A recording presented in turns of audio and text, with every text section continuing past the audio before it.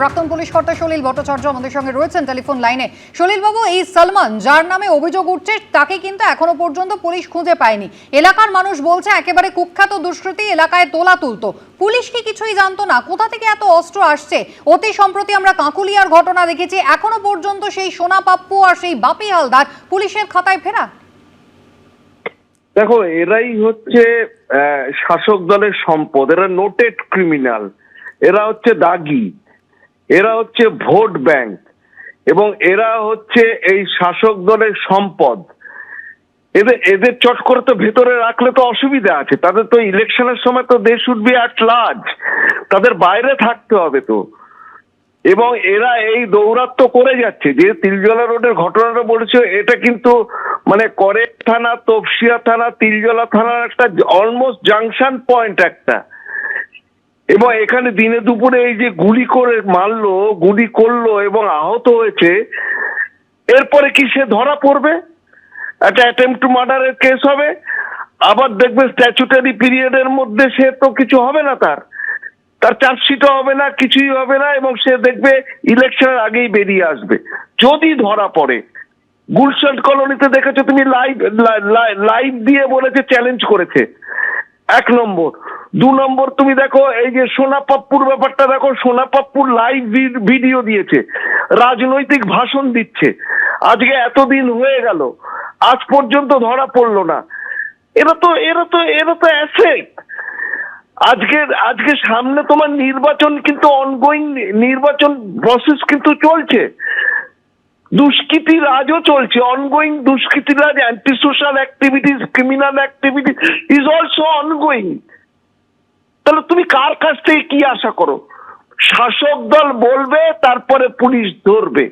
নিরপেক্ষতা, পক্ষপাত, দুষ্টহীনতা আজ প্রশাসনের শেষ হয়ে গেছে। প্রশাসন জিওপার্ডাইজ, আইনের শাসন অবলুপ্তি হয়েছে। ধন্যবাদ। খাস কলকাতায় পার্ক সার্কাসের তিলজলা রোডে গুলিচালনার ঘটনা ঘটেছে এবং এই গুলিচালনার ঘটনায় একজন আহত অবস্থায় এসএসকেএম হাসপাতালে ভর্তি রয়েছেন। যিনি আক্রান্ত অবস্থায় ভর্তি রয়েছেন তার নাম মোহাম্মদ নিয়াজ। তার পরিবারের লোকেদের তরফে যেটা অভিযোগ করা হচ্ছে যে এলাকার দুষ্কৃতী সালমান এই গুলিচালনার ঘটনা ঘটিয়েছেন।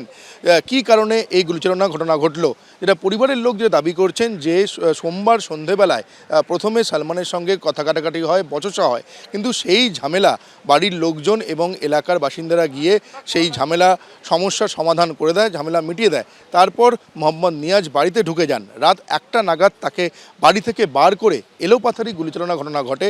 3টি গুলি মোহাম্মদ নিয়াজের পায়ে লাগে এবং যেটা তার পরিবারের লোকজন যেটা দাবি করছেন, অভিযোগ করছেন যে 5 থেকে 6 রাউন্ড গুলি চলে, তার মধ্যে 3টি গুলি তার পায়ে লাগে। এই মুহূর্তে এসএসকেএমের ট্রমা কেয়ার সেন্টারে তিনি গুরুতর আহত অবস্থায় ভর্তি রয়েছেন, তার অস্ত্রোপচার হবে।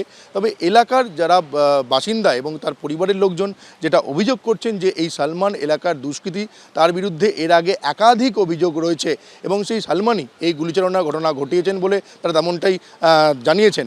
ইতিমধ্যেই বেনিয়াপুকুর থানার পুলিশ আধিকারিকরা ঘটনা তদন্ত শুরু করেছে এবং এই এসএসকেএম হাসপাতালে মাঝরাতে দেখতে পাওয়া যাচ্ছে যে এখানে পুলিশ ভ্যান রয়েছে, পুলিশ আধিকারিকরা রয়েছে, তার পরিবারের লোকজনের সঙ্গে কথা বলছে। তবে ঠিক কী কারণে এই গুলিচালনার ঘটনা ঘটলো সেটাই এখন পুলিশ তদন্ত করে দেখছে। বিনিয়াপুকুর থানায় লিখিত অভিযোগ দায়ের হয়েছে, বিনিয়াপুকুর থানা পুরো ঘটনাটা তদন্ত করে দেখছে। ক্যামেরায় অজয় দাসের সঙ্গে সৌমিত্র রায়, এবিপি আনন্দ, কলকাতা। খাস কলকাতায় ফের শুট আউট। আমরা দাঁড়িয়ে রয়েছি বেনিয়াপুকুর থানার অন্তর্গত তিলজলা রোডে। যে জায়গায় আমরা দাঁড়িয়ে আছি ঠিক এখানেই এই গুলিচালনার ঘটনা ঘটে। আহত যুবক গুলিবিদ্ধ অবস্থায় তাকে এসএসকেএম হাসপাতালে নিয়ে যাওয়া হয়েছে। এই ঘটনায় যার বিরুদ্ধে অভিযোগ তার খোঁজ চলছে বলে পুলিশের তরফ থেকে জানানো হচ্ছে। তবে এই ঘটনার পর এলাকায় কিন্তু ক্ষোভ দানা বেঁধেছে এবং এলাকার যারা সাধারণ মানুষ তাদের সঙ্গে আমরা একবার কথা বলবো। দিদি, একবার বলুন যার গুলি লেগেছে তার নাম কি? রাজা। রাজা যাকে গুলি লেগেছে আর যে মেরেছে ওর নাম আছে সালমান, সুরজ, আনিস আর তোমার রাহুল, সব মেরেছে, সব ধরে রেখেছে আর সালমানটা মেরেছে। সবাই মিলে ধরে রেখেছে? হ্যাঁ, অনেক আগে তো অনেক ওকে মেরে দিয়েছে, তারপরে গুলি মেরেছে। আগে আর একটু 3-4 জন বাইরে ছেলে ছিল। কোনো চুরিকে কেন্দ্র করে প্রথমে গন্ডগোলের সূত্রপাত?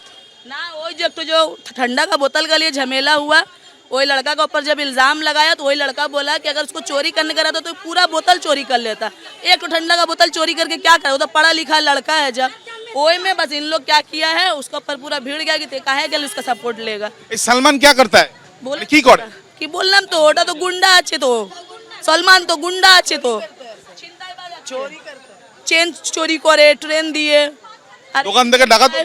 হ্যাঁ আরে বাবা পুরো লাইন দিয়ে ওর টাকা হয়, পুরো লাইন যদি দেখ তো পুলিশ এতদিন ধরে ব্যবস্থা নেই? কিছু ব্যস্ত নেই, এখন দেখুন না যা জিআরপি যাও তোমরা, আমাদের থানা আছে না, লেকিন আমার যে প্রুফ আছে ওখানে আমার যে অ্যাড্রেস আছে তো বানিয়াপুকুরি থানা আছে আমাদের, লেকিন আমাদের কথা শুনেই না পুলিশ, বলে কি তোমরা জিআরপি যাও। हाँ हाँ पुलिस क्रिमिनल लोग का सुन के क्रिमिनल लोग का सपोर्ट में आया है और अच्छा आदमी को घुस के मारा, लेडीज का पेट में डंडा मार रहा पुलिस।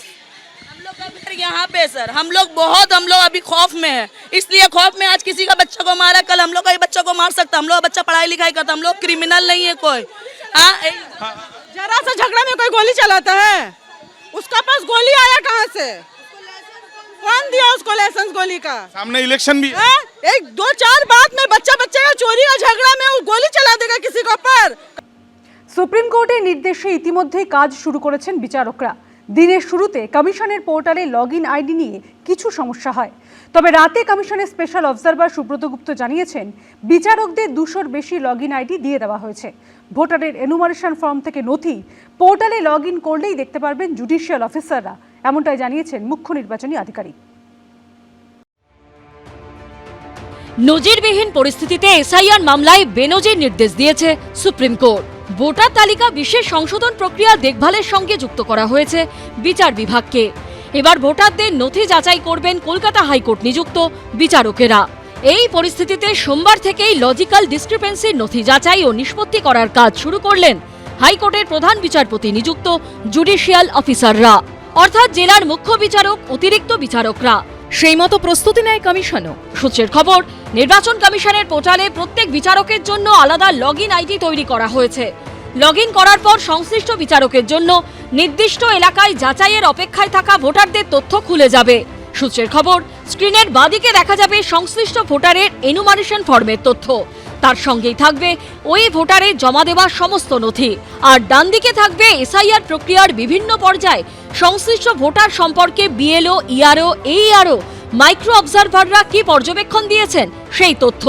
সেগুলো সবই দেখতে ও যাচাই করতে পারবেন বিচারকরা, অর্থাৎ জুডিশিয়াল অফিসাররা। এরপর সংশ্লিষ্ট ভোটারের নাম চূড়ান্ত তালিকায় থাকার ছাড়পত্র দিচ্ছেন কিনা সেটা তাকে টিক মার্কের মাধ্যমে জানাতে হবে। পাশাপাশি বিচারকদের পর্যবেক্ষণ দেওয়ার জন্য থাকছে নির্দিষ্ট জায়গা।